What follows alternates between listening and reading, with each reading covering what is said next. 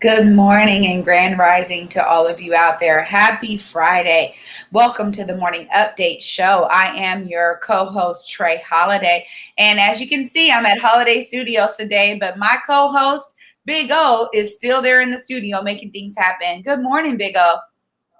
Good morning, Trey Holiday. Thank God it's Friday. Literally. Thank God it's Friday. I wish I was at my Salisbury studio today because you look nice and comfortable there. Well, yeah, these little bit of icy roads on the residential streets out here have prevented me from being there with you today. But I miss you much. And you're always looking crisp in those lights and amazing cameras. Man, it's all the lighting, by the by the way. All right, so I mean, man, 2 weeks ago we were supposed to have Feel Good Friday, and we turned into Fired Up Friday. And then last week, though, Izzy came on. It really was a Feel Good Friday. Just be honest with you, it's just not a feel goody kind of thing. We're gonna do it in reverse, though. We're gonna start with our really good news here at the top, and then we'll go into this other news of the day. We've got a abbreviated show today. It's a bit short. We have some production obligations at the top of the hour. But I thought that I would start with some really, really good news, especially when it comes around our elders and the vaccine. And we'll talk about that, and then we'll go into the headlines. So Trey Holiday, yesterday at First AME Church, the oldest Black church in the state of Washington, 140 years old. And what it's at that time, they call it Capitol Hill now, but at one point that was really considered part of the Central District. Man, 337 of our elders were vaccinated there at First AME, partnership between the Central Area Senior Center, which you know so well, the CASC, as well as so many Black churches there. We're talking about Mount Zion and Tabernacle, and of course, First AME and some other ones, and some of our elders came up there, 337 of them vaccinated. The Seattle Fire Department asked off the Chief Scoggins. He mobilized the everybody in the fire department and the EMTs to be able to give vaccines. And so that happened there yesterday at First AME. And actually, we got a bunch of interviews and stuff, and we'll put that up there on Monday. So really good news to be able to see the city of Seattle work with the Central Area Senior Center, who also work with Black churches in the community. And First AME opened their doors for 337 vaccinations yesterday. This is so beautiful to hear, honestly, because again, we've been seeing the disparities. And honestly, I'm glad that folks understood there was a direct need in the Black community to bring together historical Black churches, those that are such legacy builders in our community, to make this effort happen. So kudos to First AME, kudos to Chief Scoggins and the Fire Department of Seattle for really helping to usher this effort in so that our elders could get vaccinated, because they were surely in need, as we've seen with these numbers. I'm so happy to hear that. Yeah, man. Chief Scoggins, that's the pop-up man. You got to remember, not too long ago, they did 400 essential grocery workers. And then they did the home care workers as well. So the fire department has been on the move with these pop-up vaccinations. Good stuff there. Like I said, and thank you to Jake Gravbrot, who actually went over there, shot the footage, lots of interviews, and we'll talk about that a bit more on Monday. I forgot to tell everybody, there's a perfect opportunity for you to tag and share the stream, tag and share the Morning Update Show with people that you feel can benefit from culturally relevant news and information here from Seattle. So we started with our really, really good news. So that was a Feel Good Friday. We got something else here near at the end of the show as well. But of course, we've got this ongoing story. Yesterday, it was crazy, man. Like, the difference a day makes, I guess, in a good way around a tragedy. But yesterday morning, went on Cairo FM with Dave Ross and Hannah Scott, and I was like, hey, you know what? This was a random act. This was random, and then also reached out to the SPD and everything else. And but before we got off air yesterday, the Seattle Police Department had actually updated the statement. It says, update: the department previously released information indicating a possible relationship between the victims and suspect in Tuesday's shooting. As the investigation has progressed, it now appears there's no connection between the victim and the suspect. So, I mean, it was, we did our job. We're the little engine that could, Converge Media trying to punch above our weight class, man. But, you know, pushing the line on that has now flipped the whole narrative around what occurred there, and has actually now brought more media in to cover it. And, you know, it's a good thing. I'm glad they're there, but it also kind of shows you that, you know, if this was two people or people who knew each other, if it was whatever, there might not have been this much media interest. But flipping that narrative out there to the actual truth of it, that this was a random encounter and a random act of violence, has now put a lot of energy behind this story and what's going on. Yeah, absolutely. And one of the things that I love so much about working with Converge is that literally we understand the ways that these stories hit our community. So we tell them in a very different manner than what a lot of major media outlets do. And the mad dash to rush to be the first to break certain stories is, I think, what oftentimes has a lot of reporters or major media outlets kind of being short-sighted a bit. So I am glad that, you know, now folks are saying, okay, look, let's look at the intricacies of this story and understand it from another perspective instead of just rushing to be the first to tell it. So again, kudos to even the way that we told it in the beginning, not being able to say too much because we understood that the facts were going to be rolling in. So I'm with you on this. Oh, I'm glad that now people are understanding a lot more of the nuance that was involved in this story. Right. And, you know, we've known names for a long time here, at least for, you know, I mean, basically immediately after, but some of the names have now been released in it. They're coming out. Anais Valencia was murdered there up in NAAM. There's a clip here from Cairo 7. It didn't really come over sharp, but this is Dee Dee's story yesterday, uncovering everything. Disturbing video shows a shooting in the Central District, and you can hear the desperation in a young woman's voice as she calls 911 for help. Camera 7's Dee Dee Sun is live at the scene of that deadly shooting. And Dee Dee, you have learned a lot more about the women who police now believe were randomly attacked. I spoke with the family members of the 23-year-old young woman who was shot and killed here. You can see behind me there are some flowers and candles that friends left here today that came by to grieve. Her family members tell me that she was a college student in Tacoma who aspired to be a veterinarian. And that's the surveillance camera up there that captured the moments leading up to this shooting.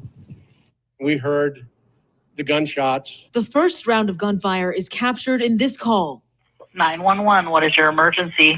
There's a man outside in the park, so Jimi Hendrix Park. I think he's shooting. Surveillance video released by Seattle police shows 45-year-old Greg Taylor walking across this parking lot and approaching this blue car. It's hard to watch. Two women in their early 20s were sitting inside. Seattle police initially said it appeared the suspect and victims knew each other, but now say they believe the shooting was random. You see Taylor here banging on the windshield with his pistol. The video does not show him shooting. Next, you hear the 911 call from inside the car. 911, what is your emergency? My friend just got shot. Me and my friend just got shot. I don't know where we are. We just got shot like 3 times. What's going on there? Shooting. Come now, please. We just got shot. I'm going to die. We're going to die. How many people have been shot?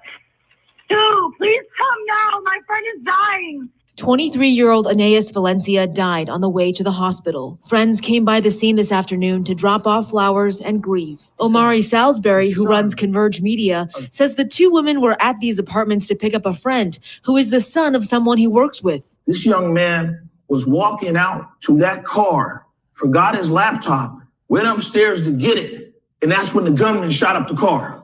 It was wrong, period.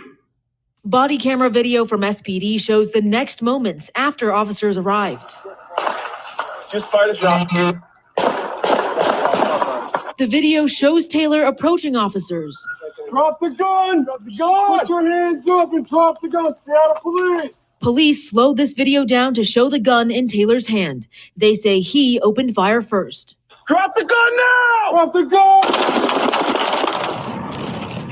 A memorial has also formed for Taylor. It's something Salisbury says is tough for friends of victims to see. His mama can't bring him home because when they drive up, there's the name of the person who in cold blood killed his friends. The 22-year-old who was also shot has been released from the hospital. As for Anais, her family tells me there will be a vigil for her tonight at 8 o'clock in Federal Way outside of Decatur High School. Live in Seattle, Dee Sun, Cairo 7 News. Right. So, last night, I think Dee actually, she summed a lot of it up right there. And you see the lead in and the story is now the police are saying that this was a random act. I mean, people think, it was a small thing for maybe some of everybody else out there, but it was a big thing for us to be able to get that out to the public. It's a big deal for the family. I mean, you could imagine that's just traumatizing. Think like, what? My kids, somebody had beef with them or something like that. It's a big deal to get that narrative out there and get that narrative right and get it correct. And we see that it's actually amplified the response by just getting the narrative out correctly. Absolutely. Oh, and this is exactly why it's important when we think about, again, the effects that the family has to now absorb. That is where I'm so glad that we're able to always tell stories from that perspective, because we understand how it hits people differently. Now there's many people that are going to need therapy and deal with this trauma in a way that is culturally responsive. So shout out to all of those who are ready to take on these families, bring them into your firms, into your practice, because we understand that this is not going away easily for folks. It's not just, another shooting here. No, this is something that is going to affect people in the long term. And I'm glad that they're going to be doing that vigil out there tonight. I live down the street from Decatur. I may be trying to make my way over there, because this is important that collectivity is also needed during this time. Right. That vigil was actually last night. There's another one that's going to be occurring. We'll let the public know. But last night as well, it was like 10, maybe 8, 9 o'clock last night. I went by NAAM and actually bumped into family members and some friends and had a small discussion out there with them as well. I think that people who watch Converge, and you've been watching us, and I mean March 19th will be 1 year.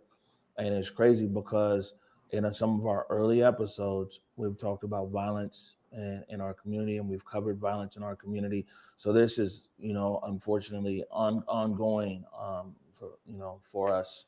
But associated also with this story, and this is from the Capitol Hill Seattle blog, capitolhillseattle.com. And Justin Carter has stayed on top of this. And I'll give a big shout out to Justin Carter, capitolhillseattle.com.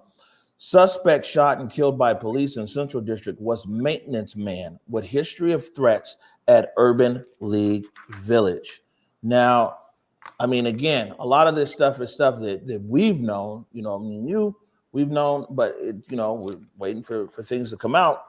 And right here, let me put this back up.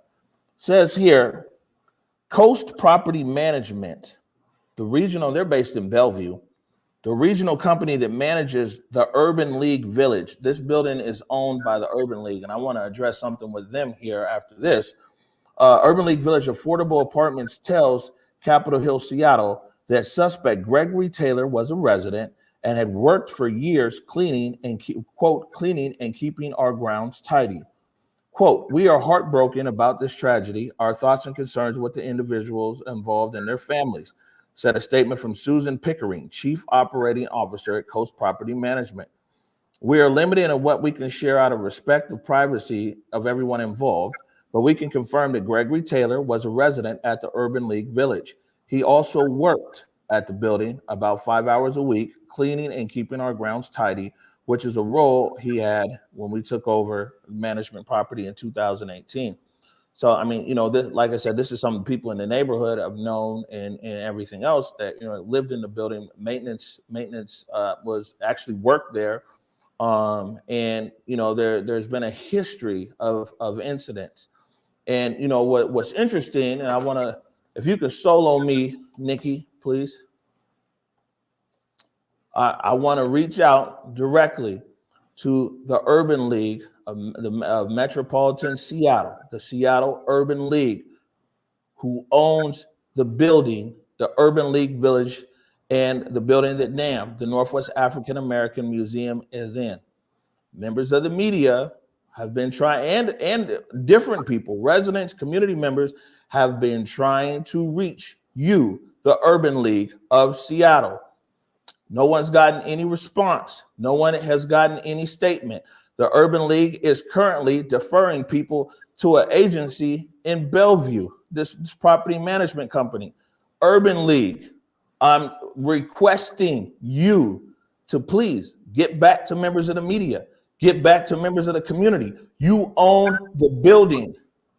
You are the Urban League. We have an expectation to hear from you, Urban League. You know what, Omari, I'll say this too, because I'd be remiss if I didn't say it. When we talk about that history of threats, there's a lot of people that I've heard from in the community that said, he has had mental instability issues for many years. And to see it play out like this, to not have any places for our people to have culturally responsive care, this is really another movement here when we talk about the fact that there is a huge void. This is exactly why when we talk about what, Seattle police having to be called for everything, not having any mental health experts to be able to be on site, somebody wielding a firearm at this point, but there's been a history of this. The fact that there is this history is another example of how the system has failed to a certain degree, because there is no place for our people to receive culturally responsive care. Hold on. I have to say that. I agree with you a lot, but I disagree. I'm not going to push this off on the system. If the Urban League knew and Coast Management knew, so before it goes to the system, what did they do? This is private. You know how much money the Urban League got? This Coast Property Management, they got bread. They got properties everywhere. You know what I'm saying? So before it goes through the social services cracks and everything else, these people, I'm not going to say too much right here, because all this stuff is going to come out. And when it comes out, I think people are going to see a documented record here, a documented record. Wait till all the documents come out.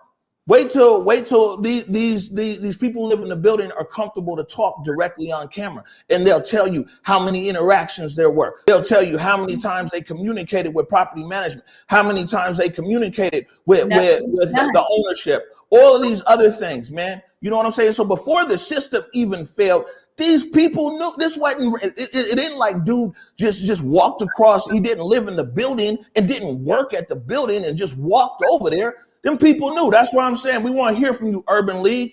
You know what I'm saying? Let's talk about it. Absolutely. I mean, you and I are really in agreement here when we talk about the history. I mean, I just know that, again, what are the options? If they had this history, did he need to be removed from the premises? What happens to that person that is mentally unstable? So there's a wide range. Yeah, I mean, it makes you wonder too, because I mean, it's fine. Everything is going to come out. But it makes you, we talked to the people from the prosecutor. It was some weeks ago, the Extreme Risk Protection Order, the ERPO. Yep. You know what I'm saying? If someone knows that this guy's got a firearm out there, how can the firearm be restrained? I mean, there's some when this all comes out, it's going to make this tragedy that's already a tragedy so much more of a tragedy when all the information about what occurred actually hits the streets. Yep, agreed. It's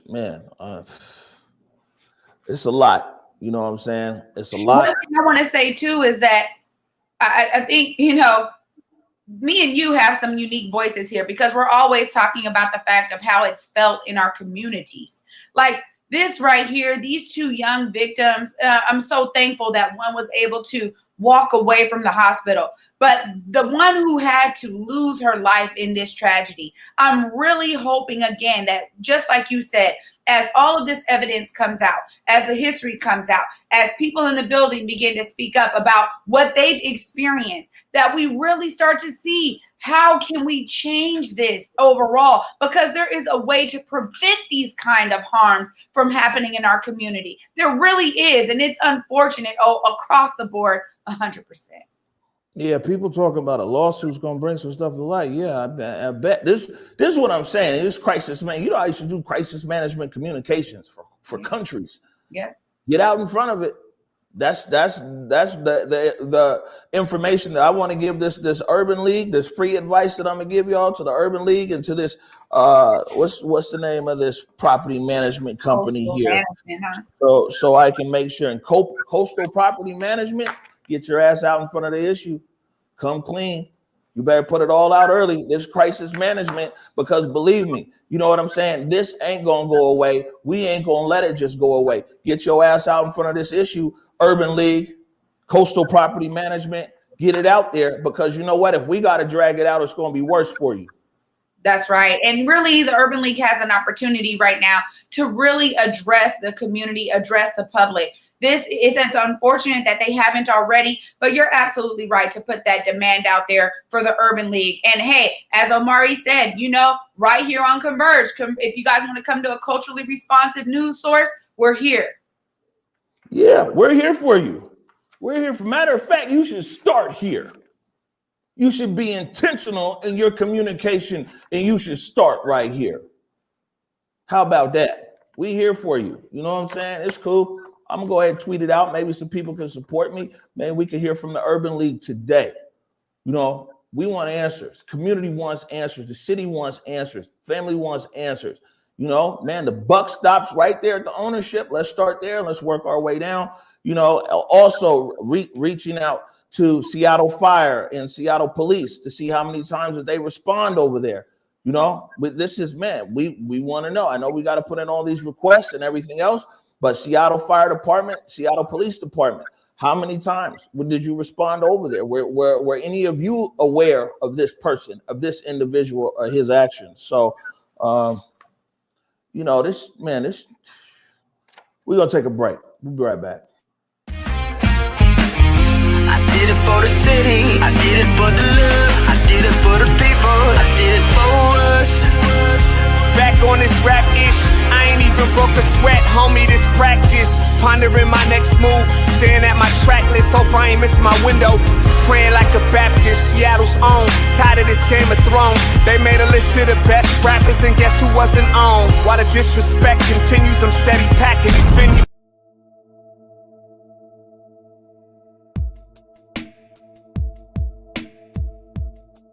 Converge Media produces culturally relevant content for Black and urban audiences. Our coverage is raw, transparent, and objective, praised by community leaders, government officials, and residents.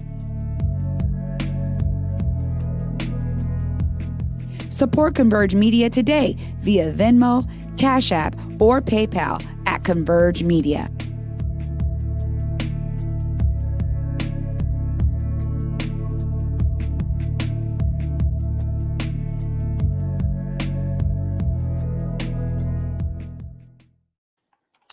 All right, welcome back to the Morning Update Show. My name is Omari Salisbury.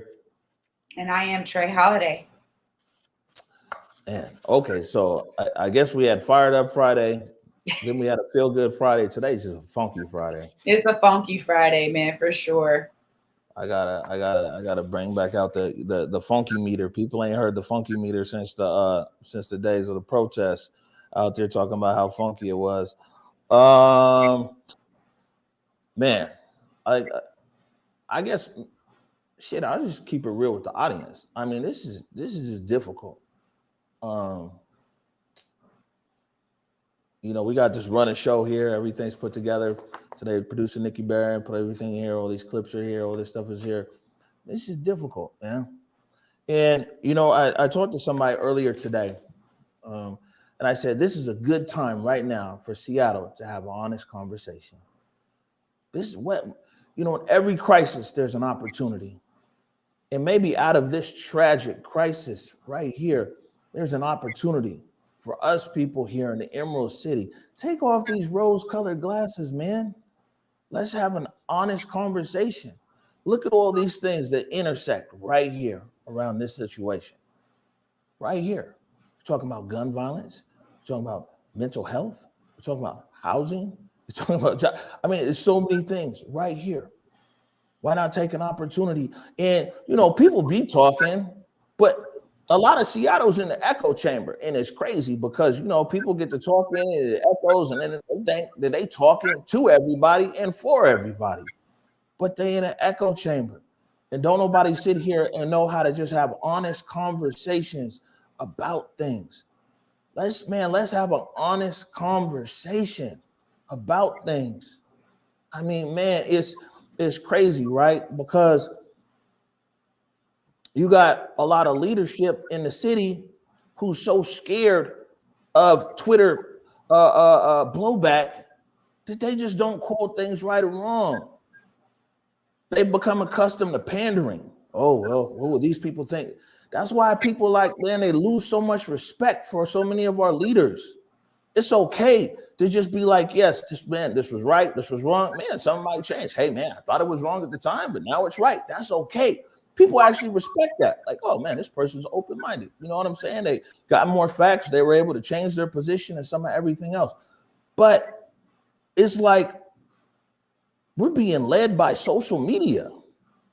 We're getting led. You've got a city that's being led by retweet. It's being led by shares. It's not being led out here by enough integrity. It's not being led out here by enough honesty. Why can't city leaders just be honest? Why can't they just be honest? Right now, it's crazy, because people are so selective on what they say is right and wrong. And yeah, I really feel like we got a platform to sit here and talk about it because, throughout from protests all the way through today, we see something that's like, man, that's not right. Don't matter who did it. That's not right. Guys are so worried. Well, they're worried about their reelection, worried about bad tweets, worried about pandering to their base. Why don't you try pandering to humanity? Try pandering to dignity. Try pandering to integrity. That's what we need, man. Try pandering to reality. A lot of y'all sitting there, like I said, with these rose-colored glasses on and some of everything else. This city has hard decisions to make, hard choices to make. And a lot of y'all acting like you ain't in reality right now. You just ignore things. Some things don't exist. Say some things are great when they're not, and everything else, because your echo chamber is telling you that's what to say. A lot of these politicians, when you first ran for office, most of y'all, your heart, you followed your heart. That's why you ran. You were like, man, this is right. This is wrong. I'm going to run for office. Over time, man, I think a lot of y'all don't change. You ain't seeing things in reality. It's my opinion, Trey Holiday. Well, I agree with you, I mean, there's so much, way too much moderation. I think that's really what you're talking about is this kind of like, well, I don't want to ruffle feathers. Well, if I just stay more in the middle, then I'm not really gonna really piss anybody off on either side. And that's really the unfortunate part. I think a lot of what I hear young people say out there is that, look, this is why we don't believe in our politicians anymore. When we talk about people being honest, being able to be vulnerable in those roles to say, you know what, even the Urban League coming out to say, you know what, guys, we did have a history of this guy. There was more we could have done. There was more that we could have stepped up as community stewards that we are wanting to be, that we could have done something better. And that right there, Omari, is what you're talking about. Because when we talk about humanity, a lot of the time, so much of that is steeped in vulnerability and being able to be honest, be open, have those real conversations with people, find ways to allow yourself to then be centered in that. And I agree with you 100%. So many of our politicians, they start off with this drive, this heart, this passion. There's something that they see that is wrong that's gotten them to step up to the plate, to even run for office, to run for a position of authority. But unfortunately, that same passion oftentimes is not carried through. One of the things I can say is I'm seeing it in Councilmember Gurmai. I'm seeing how he comes through and says, look, this is what I want to do, and I want to be plugged into my community, and I'm going to continue to do that. We need to see more and more of our politicians and elected officials hanging on to that heartbeat that brought them there. I agree with you 100%. Way too much moderation. I'll tell you this too. You don't have to have elected next to your name to be able to discern between just what's right and what's wrong. This isn't tough. Yeah, I always go back to Mama says, that there's never a right time to do the wrong thing, and there's never a wrong time to do the right thing.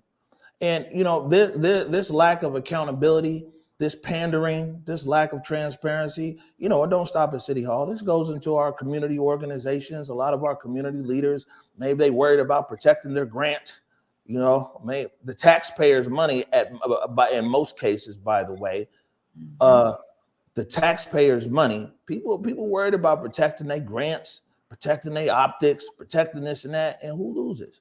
We do. The citizen stakeholders of the Emerald City as a whole, the citizen stakeholders of the Central District and the South End, we lose. Man, all of these virtues, my mama would say all these virtues is free. You can pull it out the sky.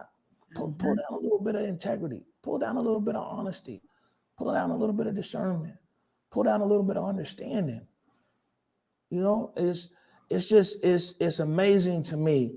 And that's not just this incident here. In the last 12 months, how leadership, whether elected officials or community organizations, once again, is a la carte as to what they see, right or wrong or position. And the thing is, there's a difference between being wrong and being dishonest. We've all honestly made a bad decision. It was like, man, I thought that was the best decision at the time. Man, we human. People look past that. People forgive that. That's why it's called an honest mistake. It's all right. Well, I thought it was one thing. This time it's something else. Making an honest mistake is not the same as being dishonest or being disingenuous. But these people scared to even make a mistake. Yeah. Right?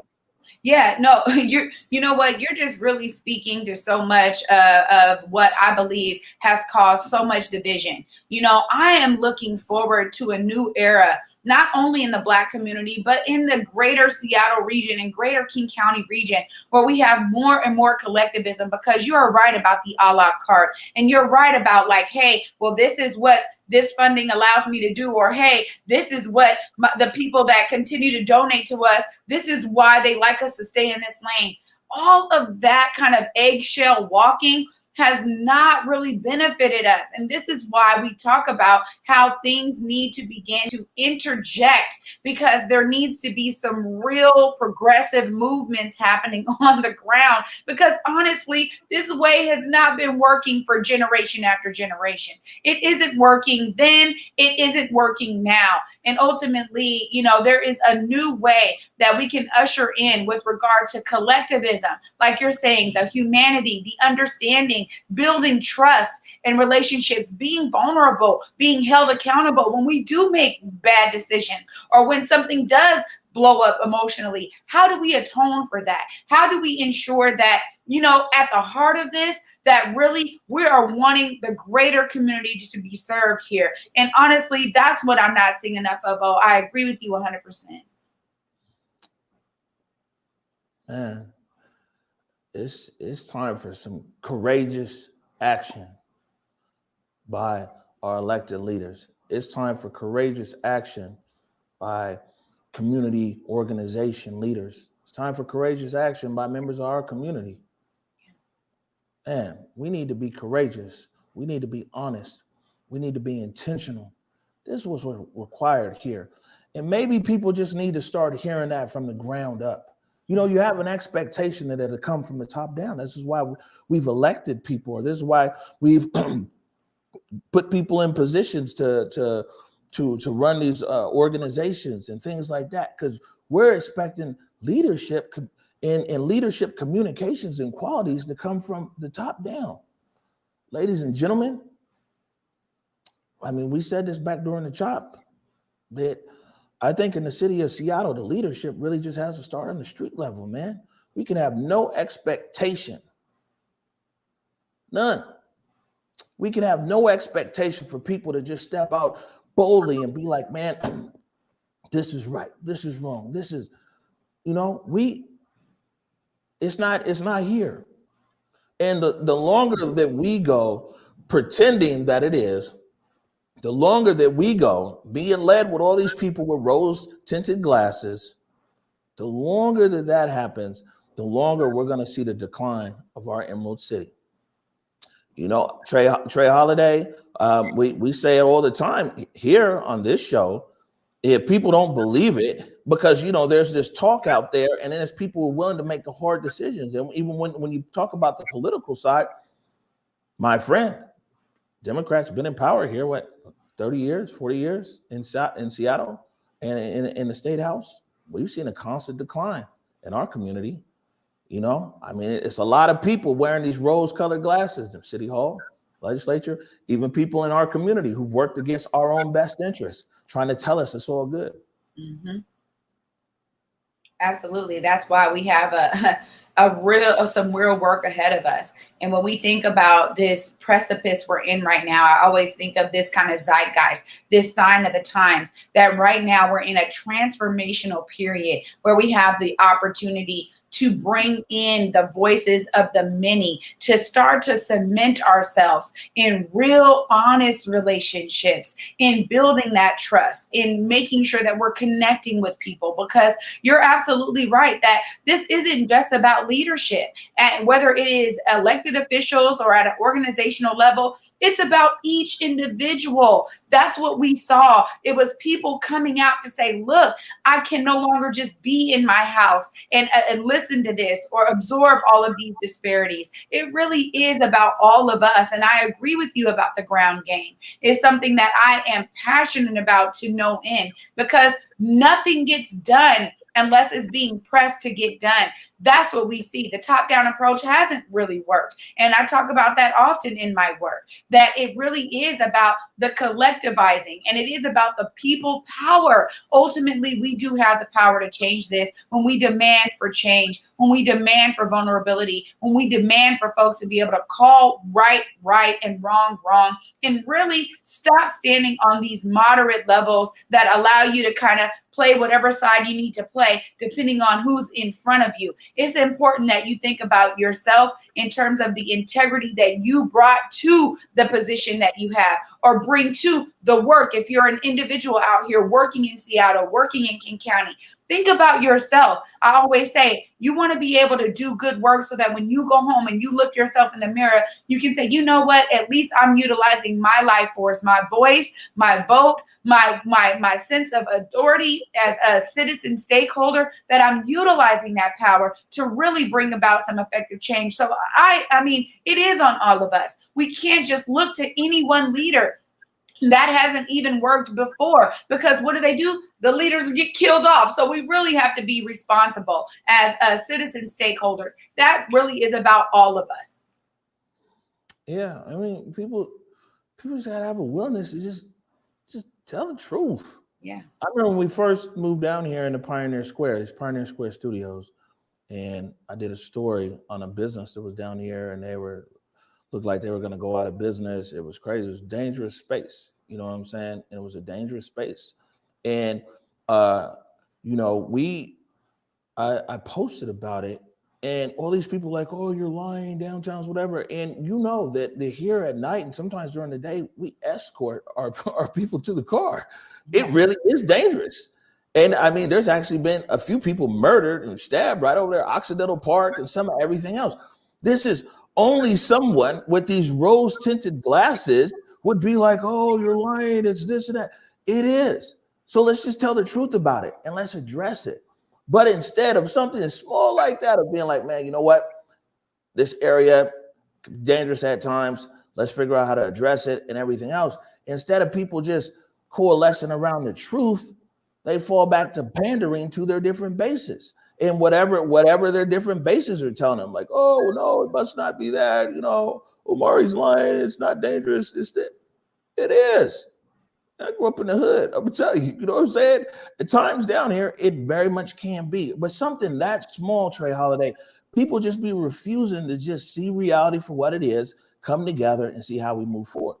No, because it's a lot easier, Big O, to literally put blinders on. And this is why you've been hearing me call out to the people, the citizens, that if we continue like this, and continue like, well, I got my career, I got bills I need to pay. If that's all this right here, the blinders, you're missing so much of the story. And actually, you're a part of the story. The fact that you keep the blinders on, the fact that you don't want to speak truth, the fact that you want to stay moderate at times when that is not what's needed in the moment, that right there is what's hurting us collectively. That it is important that people begin to take those blinders off, that we absorb the real here, that we absorb the truth, because only by doing that, we're going to make our city, our county greater by doing that. If we continue to absorb the truth and not be walking around with our blinders on or with our tunnel vision, like, well, this is all I see is the issue, I'm just going to attack it like that. No, we have to be able to see the full picture here, because that is really where the nuance is.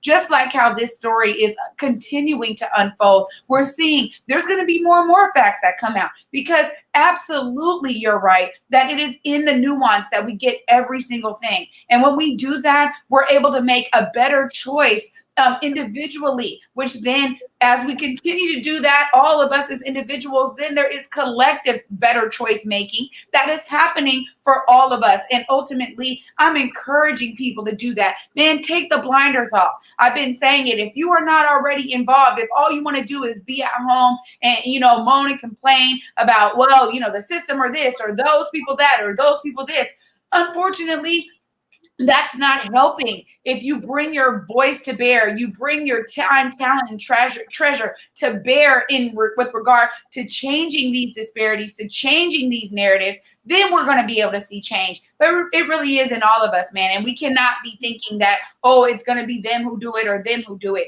It's also you who needs to do it. It's an old saying, Trey Holiday: lead, follow, or get out of the way. Oh. Shit. Real simple.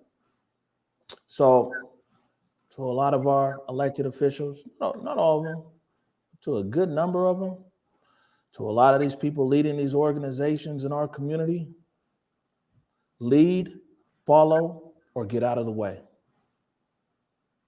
That's on everything. We're going to take a short break right now. We want to update the community about some of the shelters and things like that. And I got one good news story. Somebody said it's Focus Friday, by the way, Trey. Like, there we go. Maybe it's Focus Friday. We'll be right back. I did it for the city. I did it for the love. I did it for the people. I did it for us. Back on this rap-ish. I ain't even broke a sweat, homie, this practice. Pondering my next move. Staring at my track list. Hope I ain't miss my window.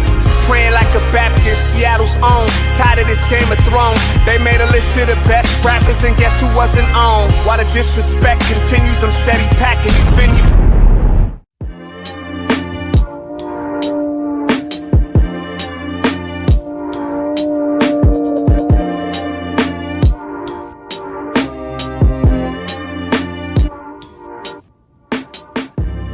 Converge Media produces culturally relevant content for Black and urban audiences. Our coverage is raw, transparent, and objective, praised by community leaders, government officials, and residents.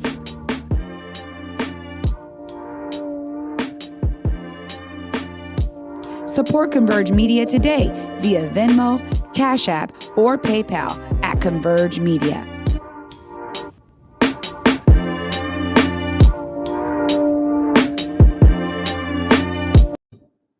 All right, welcome back to the Morning Update Show. My name is Omari Salisbury. I am Trey on a holiday. They're nice and comfy in Holiday Studios, huh? You know what? It is cold out there, man. I got the heat on over here. You know what I'm saying? I'm trying to make sure that the comfort is there. But again, shout out to Nikki Barron for making sure my studio setup is elevated. Yeah, shout out to the flower delivery man, Trey Holiday. You had some flowers delivered there earlier. I knew you had some kind of situation going on. You always talking mess. I just want to say thank you to the followers, the supporters, the fans. I will be giving a real special thank you once I get those flowers in my possession so I can read the note fully. Thank you so much, Big O, for caring for my flowers while I'm away right now. The young Big O was, repurpose those flowers. You ain't here. Let me repurpose them. No, don't you touch them. All right. So a few things here. I guess we got about 3 minutes. So one reminder: you mentioned it's cold. There's nothing like a warm cup of coffee, some tea, some hot cocoa. Hey, good way to support us here at Converge. We really just get by on your donations. A lot of them are $5, $10 donations. These are coffee cups here, $12. It says go forward in your purpose, go forward in your humanity. You can find that at whereweconverge.com/shop. Want to talk about the shelters? Severe weather warning shelters open 8 p.m. last night. All sites operate through Sunday, February 14th, and that's Fisher Pavilion at the Seattle Center, Bitter Lake Community Center, and Garfield Community Center, home of the Bulldogs. So Garfield Community Center, Bitter Lake Community Center, Fisher Pavilion. It says that shelters will serve adults 18 plus, all genders. Overnight guests may remain in shelter during the day. And so that's the city of Seattle has been rapidly responding and got on top of this early in regards to the winter weather. And also around that, we want to remind people, man, if you can shovel your walk, if you can shovel your stairs, do it. If you know that your neighbor can't, might want to do theirs too. Make sure that you stock up on things that you need for your home, and also things like rock salt, stuff like that. And check on your people, man. That's real important, especially your people who might be living alone, our elders in our community. Absolutely. Love that they're opening up spaces. They know it's needed. And right now is the time to just care for our neighbors, care for our family members and our elders, especially. All right. So I got a good story here before we get out of here. This is Queen Care. We've been knowing about Queen Care. So Queen Care, to open new location, seeks to help inspire resurgence in Black business development. You can find that there at the SeattleMedium.com. I'm glad. So who wrote? So Aaron wrote this. Aaron Allen over at the Seattle Medium. This is good, and I'm glad that Aaron Allen dug into it, because you should have seen the press release that came out about it. Right? The press release was like, Councilmember Morales and Vulcan are going to be there to open Queen Care. I was like, what kind of headline is this? They're like, council members coming and Vulcan is going to be there, the officials. And then like the second line is Queen Care to open in. Oh, come on, man. We ain't. So I'm glad that I knew I wasn't going to put that headline up, already. So, I appreciate Aaron Allen over there at the Medium for being super intentional here about this. Let me find it again. Here we go. Being super intentional here, even with the headline, because they definitely, the way that the press went out, they definitely wanted Morales' name and Vulcan's name all in the headline. I'm like, man, come on, man. You know what I'm saying? And people wonder why we be feeling some kind of way. Can the Queen shine? Can Queen Care shine? Like, what's happening? Absolutely. And the fact that their motto really is about employing the youth and getting young Black women up in there. That is the beautiful story here. Again, when we talk about, our own heroes, our local heroes stepping up to the plate, Queen Care is doing that, has been doing it. And it's beautiful. It's beautiful that they're opening this new location. Shout out to you guys over there for doing the great work. Yeah, so opens next week right there on 23rd in Jackson, our stomping ground. It's rapidly changing, but our stomping ground there. So much love to Queen Care. I think people might remember when we had Laura Clyde, the intentionalist, was here in studio, or actually we did a video link with her, and she talked about Queen Care and the Queen Care business. So it's good to see the progression of this business over there, and we're wishing you all the best of luck. Get ready to get out of here, Trey Holiday. Any last words? Oh, please get warm, stay safe out there. What we do know is that a little bit of snow does bring ice on these streets. So please watch out for your bums this weekend. I don't want too many people falling out there and slipping on that ice. Be careful. Yeah, no, we don't want that. And enjoy Valentine's Day for those who are celebrating. I guess Omari and I are not. We don't have Valentine's. That's okay. I'm in the love of my life right now. I'm in the studio. There we go. You know what I'm saying? I'm in an abundance. So we're good. Man, look, we're back on Monday at 11 a.m. Don't forget Sunday at 8 p.m. It's another episode of Truly Unruly with Marcus and Jessica Trufant. Man, you talk about Black love and just a good time. Truly Unruly, that's Sunday at 8 o'clock. We're gonna stay on top of what's going on in our community, and I'll probably be checking in. If you don't follow me on Twitter, you know, follow me there at Omarisal, OMARISAL, and also, of course, Converge at WW Converge. So we'll be tweeting out some updates over the weekend. But yeah, want to take this time to just again say thank you. Thank you for sticking with us this week. It's been an emotional roller coaster here at Converge Media. I also want to thank our colleagues, producer Nikki Barron and Jay Grabrot, showed up big every day this week and been very supportive during the show and clearly even off air. So thank you to them as well. Thank you. Absolutely. Yep. All right. Well, I'll let you push the button, Nikki, until tomorrow at 11 a.m. Want to remind all of our viewers out there to please go forward in your purpose and go forward in your humanity. Till Monday, 11 a.m. Peace. Lift every voice and sing till earth in heaven ring with the harmonies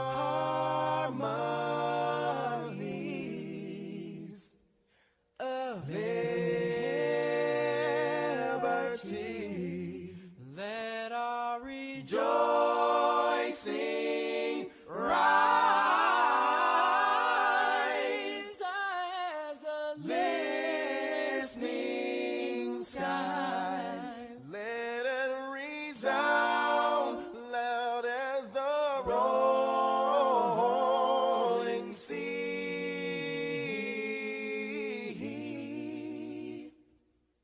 Sing a song full of the faith that the dark past has taught us. Sing a song full of the hope that the present has brought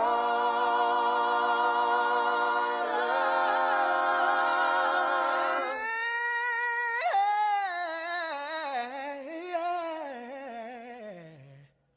Facing the rising sun of a new day.